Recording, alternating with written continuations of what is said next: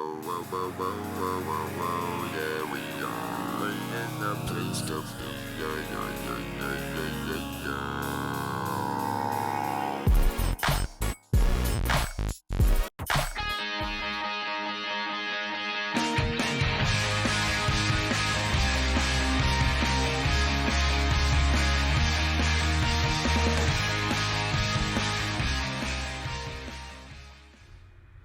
All right, good morning. My name is Kirk, and I am the host of the Kirk Anderson Show.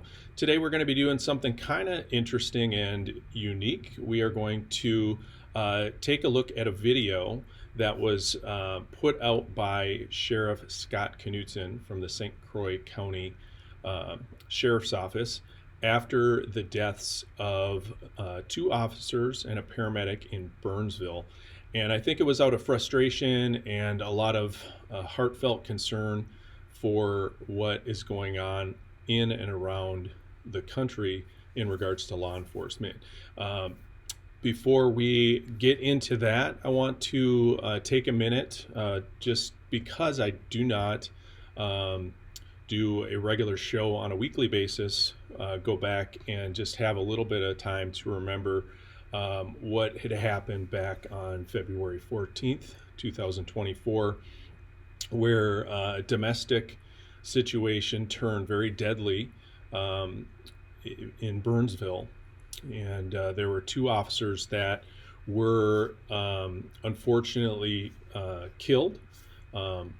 Officer Paul Elmstrand and Officer Matthew Rude, both 27, and then also paramedic Adam Finseth, who was 40, were shot in the line of duty along with another officer, a sergeant, who did receive injuries but did survive that incident.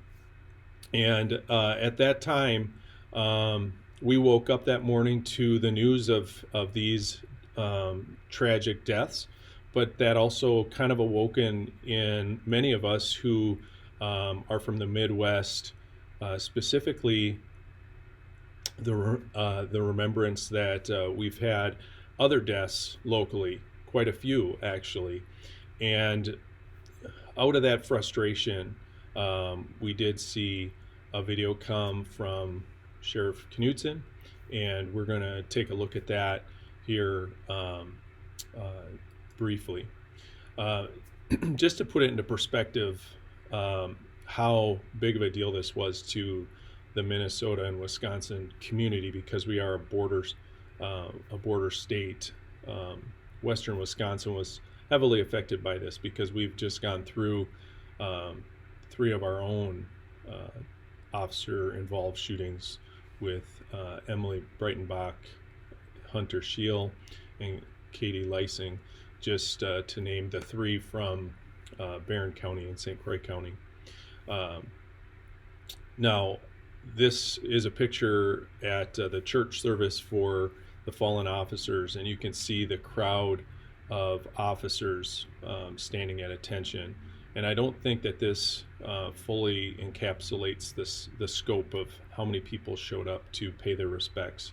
And so I'm going to back that up a little bit and show a different perspective. And you can see the entire parking lot not only filled with law enforcement vehicles and fire apparatuses, but just a line of people who were not able to get inside, but stood at attention, waiting to give their final goodbyes.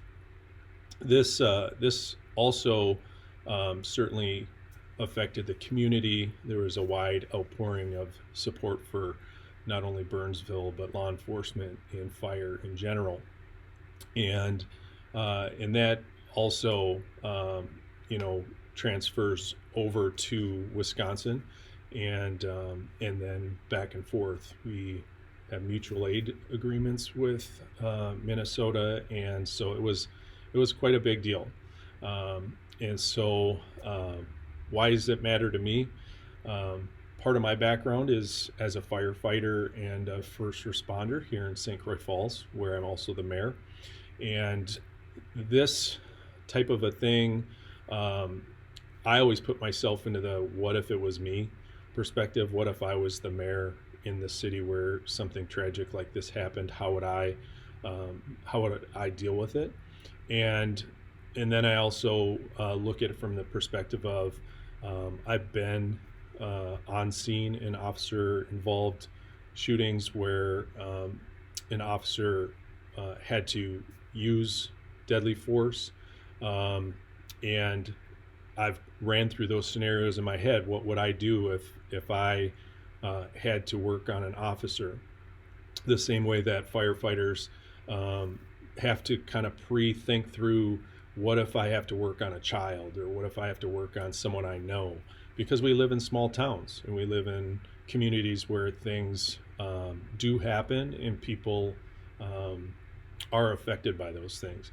So as a mayor and as a firefighter, first responder who goes on scene to some of these types of things, I immediately was very emotional about what was going on.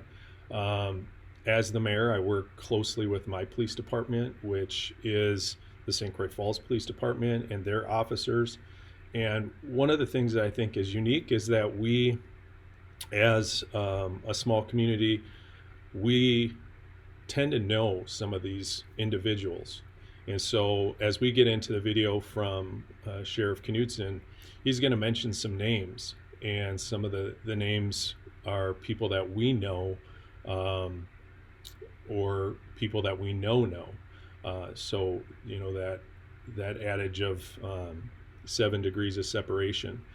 So in the shooting in Burnsville, I'm a graduate of Northwestern College in St. Paul. My son and my daughter attend Northwestern College in St. Paul.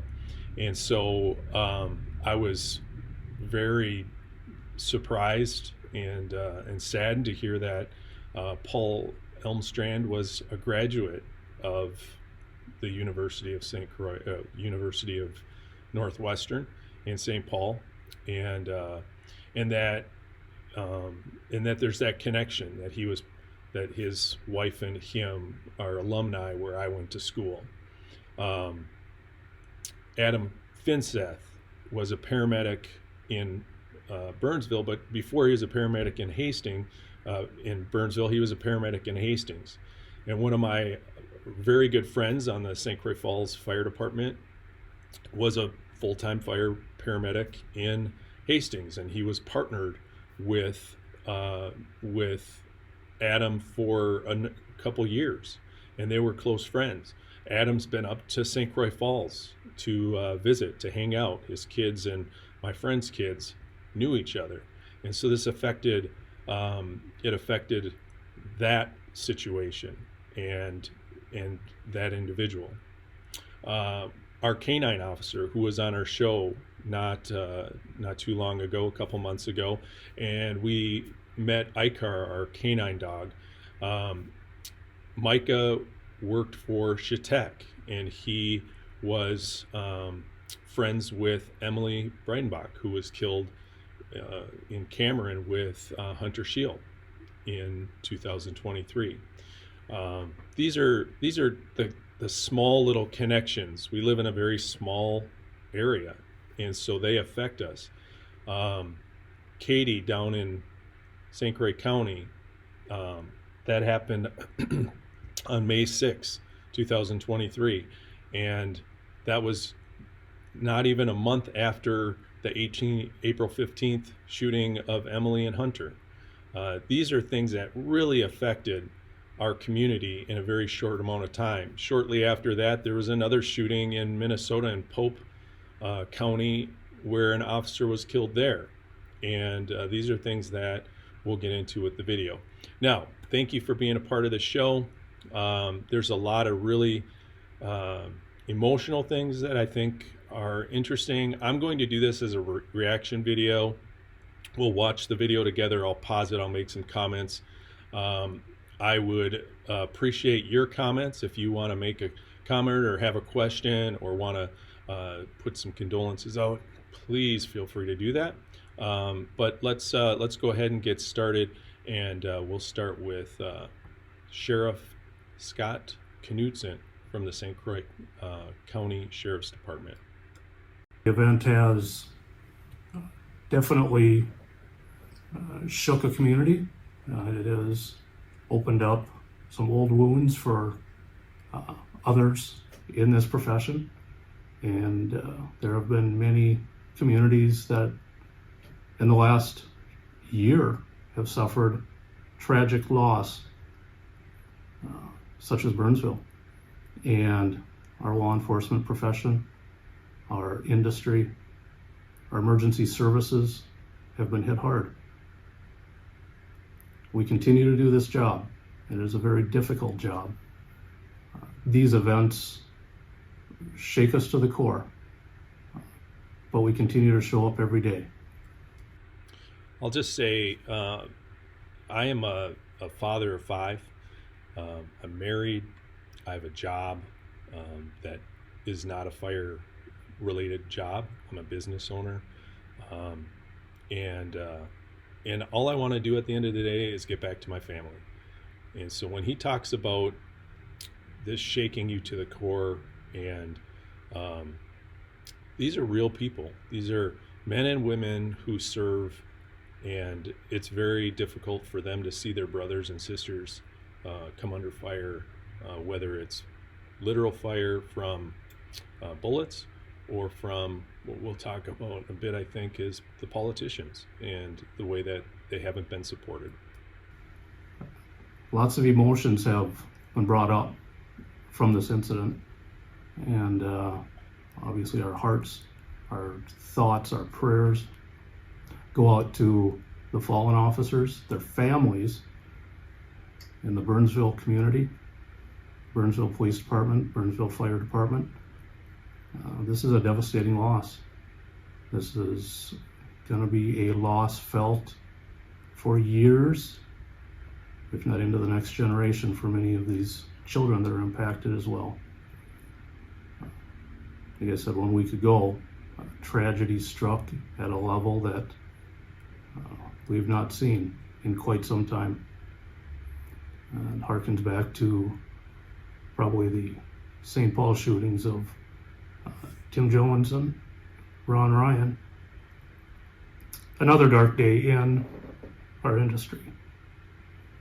But we continue to move on, and we continue to work through these things. I'll make a note of Ron Ryan Jr. and Tim Jones, also their canine laser. That happened in my mom's neighborhood in St. Paul, Minnesota, when I was just starting college at Century Community Technical College, and I was heading towards a law enforcement background.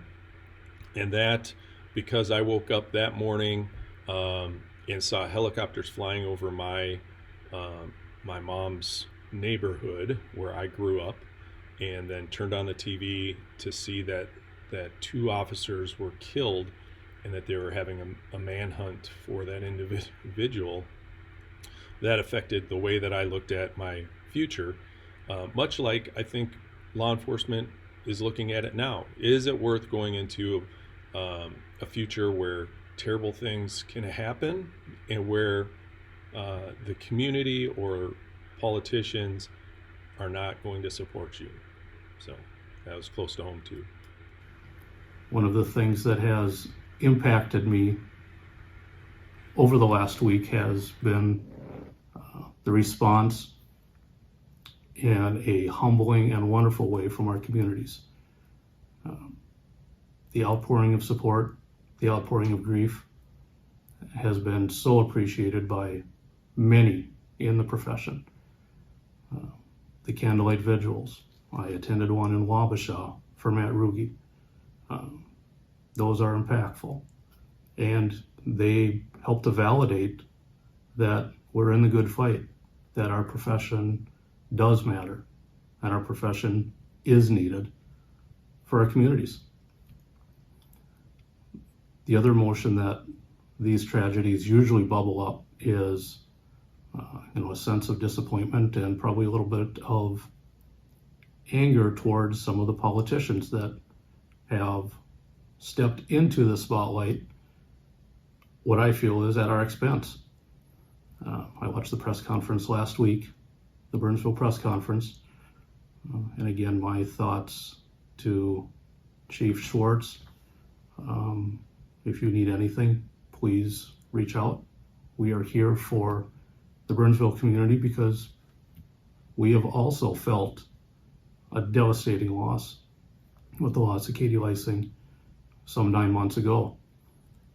But as I watched the press conference, as Governor Walz got up there, he was saying a bunch of the right things at the moment. But what struck me is several of the things that he was saying weren't what we truly believe in our profession is how he truly feels. He talks about the things that are needed for our profession, that the community needs to come out, and all that is true. He talks about training, equipping, and supporting law enforcement. Well, I think he's got two of those right. I don't believe he has that much support for law enforcement. And we've seen that over the last 4 years. A number of politicians have pushed us back into the corner, have knocked us down, have made statements that are not true, have come to conclusions before any of the evidence has been shown. I think back to 2020 when, after several large critical incidences, tragic, each and every one was tragic, before any information was out, he made statements that implied that law enforcement was racist and that we were killers. That's absolutely not true. But that was the picture that he painted. So now to come out and really take your photo op next to the fallen officers, I think is pretty disingenuous. And the reason I'm saying this is so many law enforcement officers in Minnesota feel this way. I look back to Minneapolis and the riots that took place there, and that was really a catalyst for what I see as the politicians taking that as an opportunity to make political statements in regards to police. There was a huge movement to defund the police. Many riots that took place were widespread. They spread from Minneapolis across the country. And we even had concerns with them moving this way into smaller communities. And social media egged that on as well. But I do recall a number of politicians who stood with the protesters. And I don't know that that's necessarily wrong, but they stood with the protesters who were not protesting. They were rioting, they were burning, they were destroying property, and with a movement that was to defund the police. And I think that is something that's very frustrating and counterproductive to what law enforcement and what smaller governments are trying to do. And the backlash on that is very, very difficult to find people who want to go into this profession.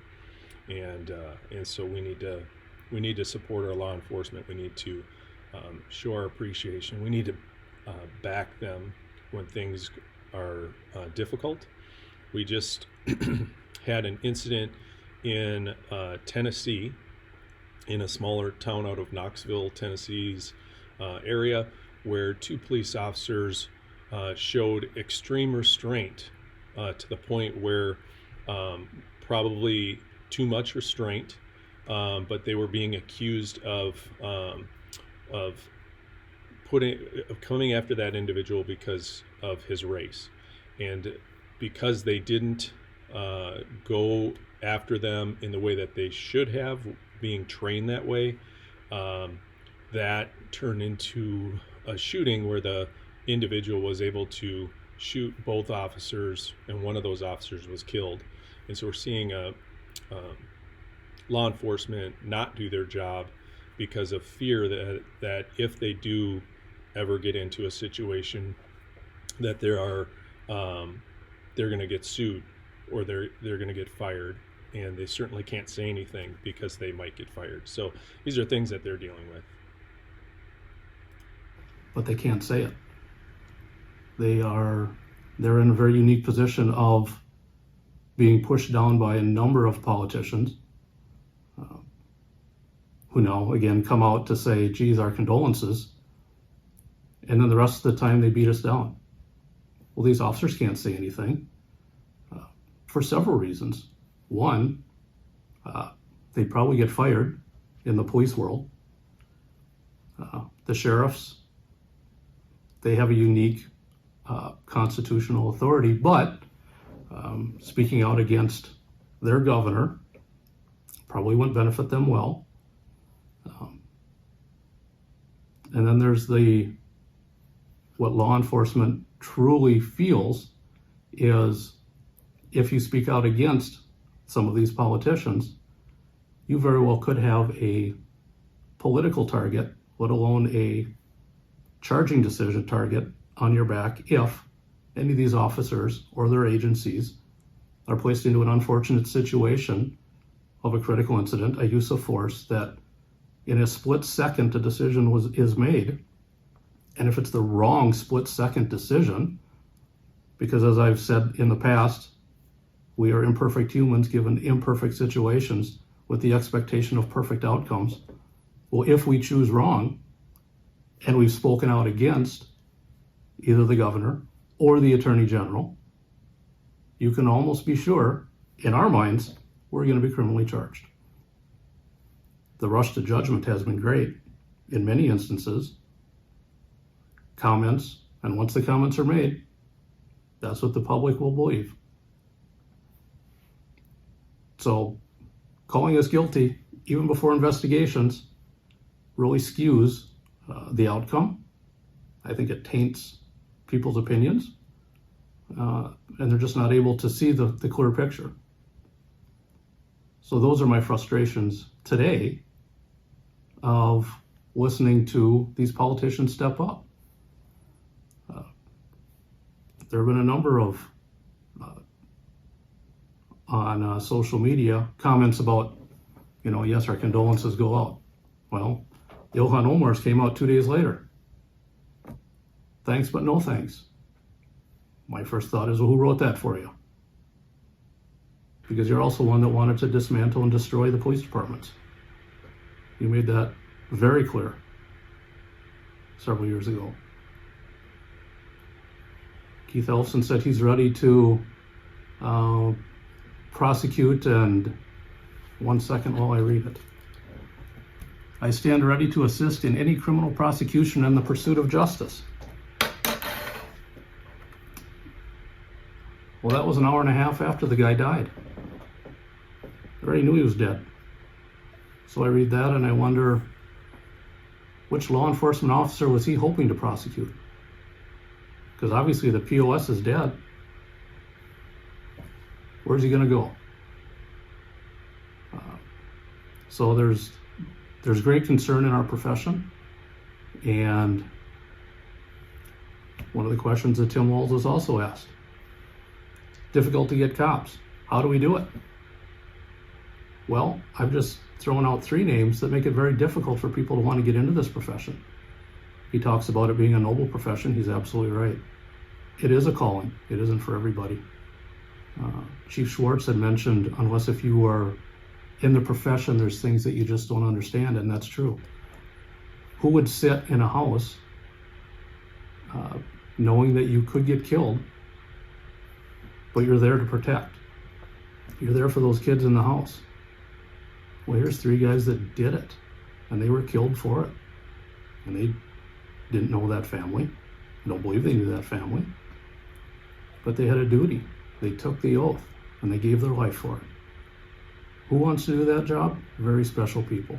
But when they get no support from their governor, a fear that their attorney general will prosecute,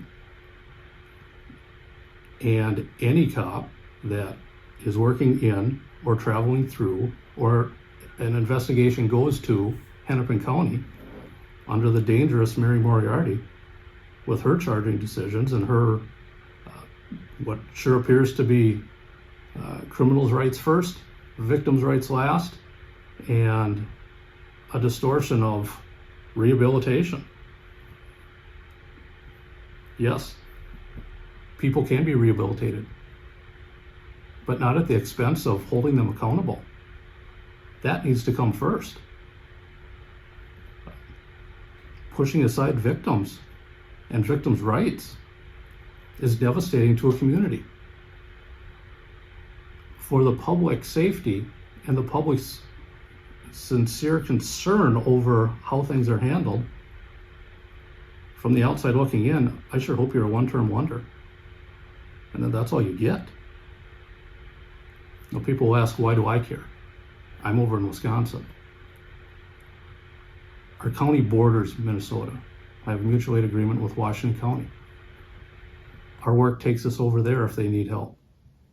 They have come over here to assist me on a number of occasions. I had the sheriff on the phone the night Katie died. And they stand at the ready to assist. And I stand also at the ready to assist them. Oftentimes, vehicle pursuits, come from Minnesota into Wisconsin, into our county. Sometimes we end up back into theirs, into the state. So it is with great concern of what is taking place over there for us that have to work over in there, that get called over in there, that investigate our cases over there. There is a wonder of what is next for the law enforcement profession across the river. There's a lot of good officers, but their hands are tied on a number of things. And when they don't have support from the top, people don't want to do this job. People want to go to the 9-to-5s where it's safe, go home every night. Cops are starting to choose that over our profession. So how does it change? More support from the top. On this side of the river, our governor has also made comments that are resentful for us. I'm going to pause it right there and I'm going to touch a little bit. Being that St. Croix Falls is a border town, city to Taylor's Falls, which is Chisago County, we have a mutual aid agreement as well.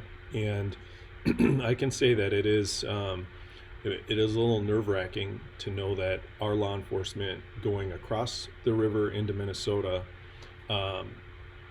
could face much more scrutiny by a state for actions that they may take outside of their own jurisdiction because of these mutual aid agreements. We want to support each other mutually. Our fire departments have a mutual aid agreement as well. But if you travel across the state line and are working in Minnesota, you have a much higher chance of being prosecuted or that those charges could affect you differently. So those are things that are real. And when it comes to recruiting law enforcement is very difficult to recruit. Chisago County just put out kind of a plea for dispatchers and law enforcement that they are having a difficult time getting both. Amory Police Department is trying to recruit for police departments. St. Croix Falls and Osceola just came to an agreement this last week where we are providing law enforcement services for their city for the foreseeable future because they are short on officers. And so that's just the reality. What it used to be is you'd put a job opportunity on online and you would get 100 candidates that you could whittle down and choose the best of the best. Now, if you get a handful, less than 5, you're lucky. And the recruitment schools are empty. And so law enforcement is becoming less and less of a popular profession. And what's going to happen when you don't have anybody that responds to those emergencies? What's going to happen when your local police departments can't find anybody and they can't merge anymore? That's what we're facing. And we can talk about that on the fire department side as well, that fire departments are across Polk County, across Washburn County, across Barron County, are struggling to get new volunteer firefighters to come in.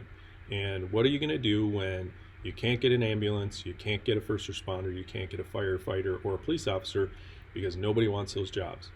We need to support them. We need to encourage them. We need to probably pay them better and expect less from the ones that are volunteering.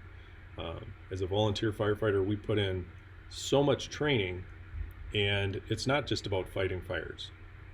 And I don't want to wear a bulletproof vest, but we're getting to the point around the country where fire departments and ambulance services are being issued bulletproof vests because it's becoming a dangerous profession, and that's just not acceptable. But it's a struggle. And again, when you hear from the top, those that are supposed to be leading, it's difficult for us to get through.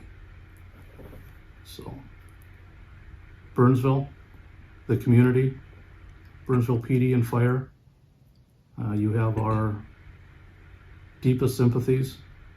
If there's anything that we can do, we will be happy to assist. Know that we are all a brother and a sisterhood, and we will be there for you. So, to Paul, Adam, Matt, and your families, we thank you for the sacrifices that you guys have made. And Matt, Paul, and Adam, Godspeed.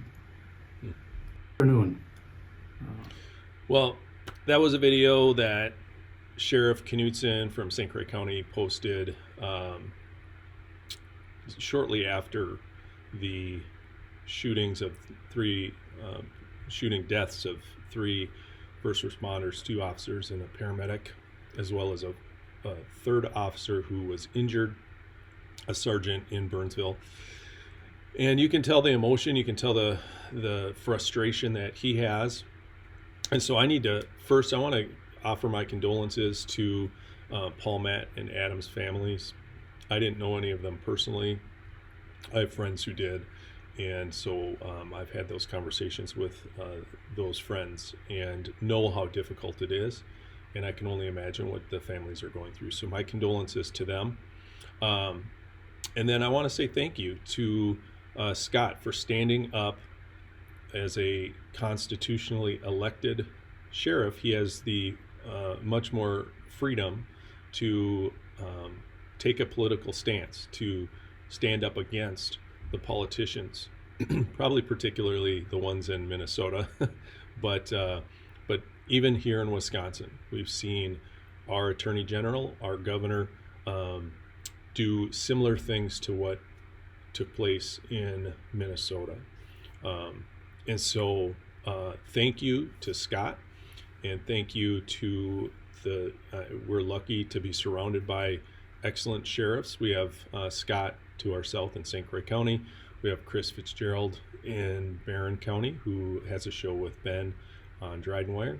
And we have Tracy Finch to the north in Burnett County. And then, of course, Polk County's own Brent Walk.